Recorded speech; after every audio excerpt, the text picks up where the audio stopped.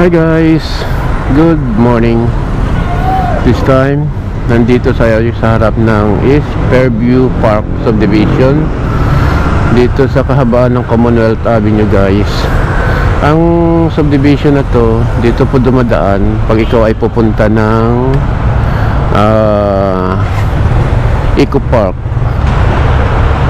dito sa MWSS Eco Park. So dito dati wala pa yan, pero ngayon mayroon na. So guys, pupunta tayo ngayon. Mag-inquire tayo, i-verify natin kung open na ba yung kanilang swimming pool. Kasi may swimming pool yan guys,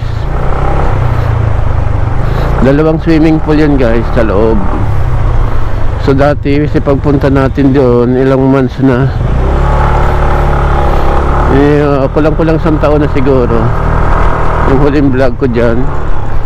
So kuwan pa siya, hindi pa siya naayos, makuwan pa rin siya, masukal, madumi ang tubig, kulay green. Alright. So tingnan natin ngayon kung pwede na bang maligo.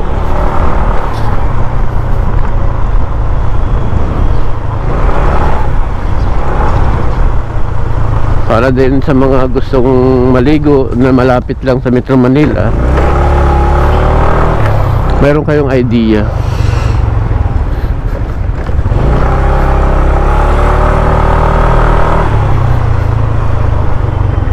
Lamisa Eco Park pa rin guys ha. Pero pag-aari pa rin yata yun ng MWSS. Siyempre galing dyan kasi ang tubig natin iniinom eh. So let's go. Enjoy the ambience, enjoy the trip.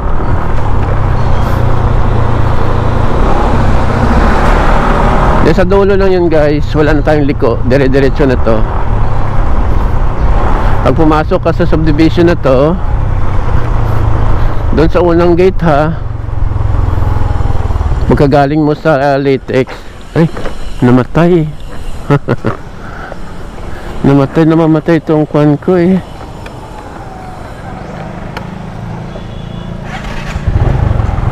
Ito yung pangalawang gate niya guys, yan. Pero papasok ka pa galing sa Commonwealth Avenue.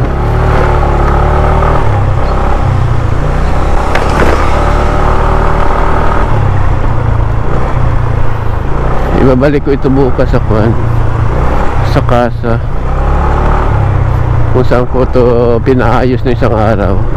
Yung mga 1 week ko na to guys pinaayos. Ang reklamo ko nga ay namamatay siya, kinakapos. Tulad nun sa ham lang, pagkakuha ng ham, hindi pa nga nakuha ng ham, namatay na agad siya. Nakalagay no entry effective March 15.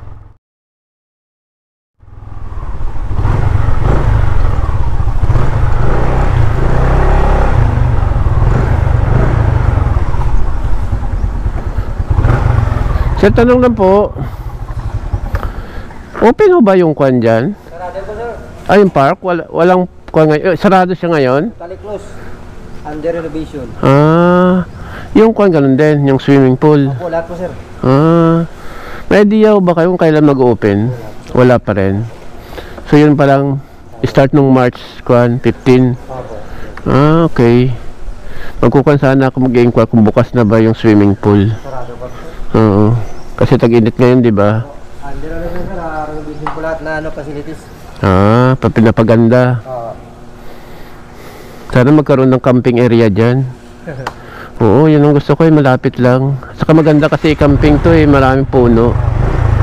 Kasi sir, baka itong taon. magbabayad din naman siyempre monthly. May kwan ka, may overnight stay ka kasi kunwari ganyan, magkakampi ka, magluluto-luto ka lang dyan. Magkano iba sa kwan, sa Rizal, madalas marami doon. Mayroong kwan doon sa 500, 300 ang per night. Overnight yun ha, mag-tent ka lang doon. Ha? Sa kwan, Sa Tanay Rizal, mga ganon, oh. Ang maganda kasi dito, malapit lang sa Metro Manila. Sa Tanay Rizal, mga ganon, kasi doon may mga ilog naman talaga. Mapili ka maligo sa ilog, ganon-ganon. And dito kahit wala masyado, kwan lang. Importante yung nature eh. Sige sir, yan lang naman yung kwan ko.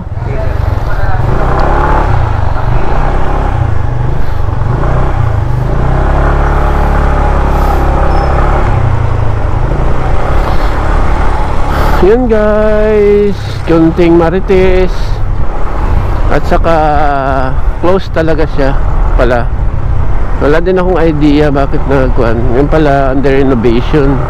Kala ko open sila.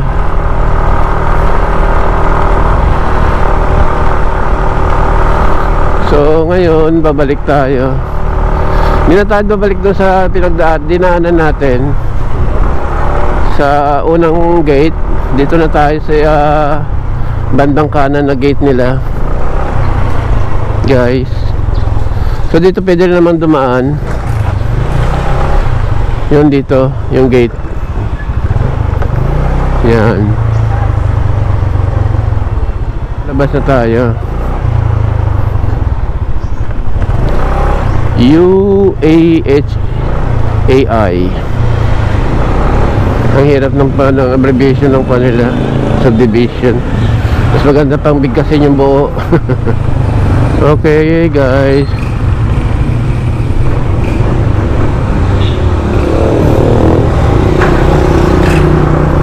so let's go. So ito makikita nyo paglabas o kaya pagpasok ninyo kung dito kayo dadaan. So this time close pa.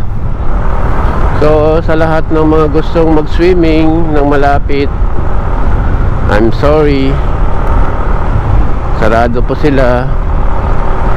Maybe next time.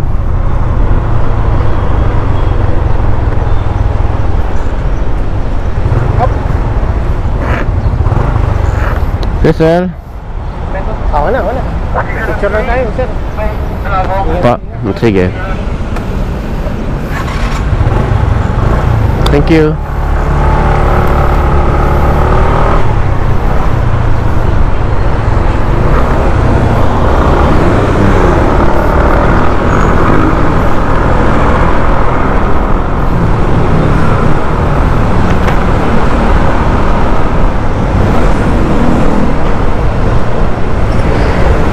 Yan guys, may checkpoint po sila. Pero nung makita yata nila na bago yung aking license, icon,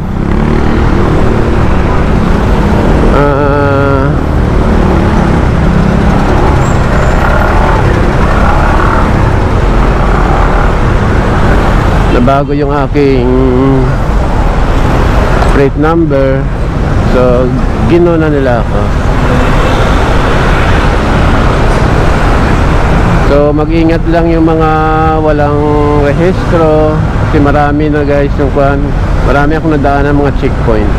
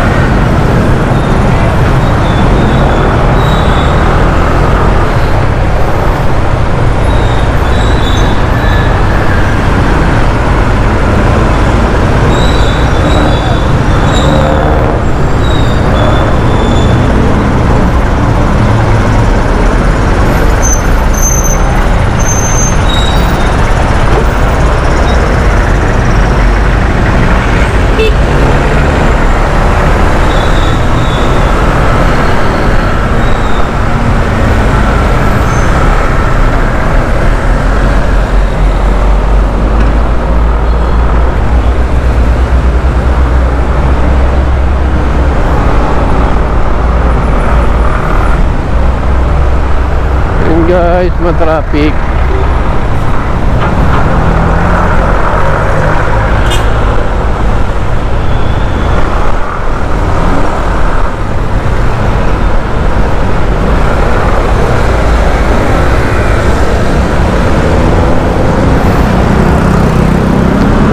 So hanggang dito na lang ating vlog. Don't forget to subscribe, like, and comment. Thank you, bye-bye.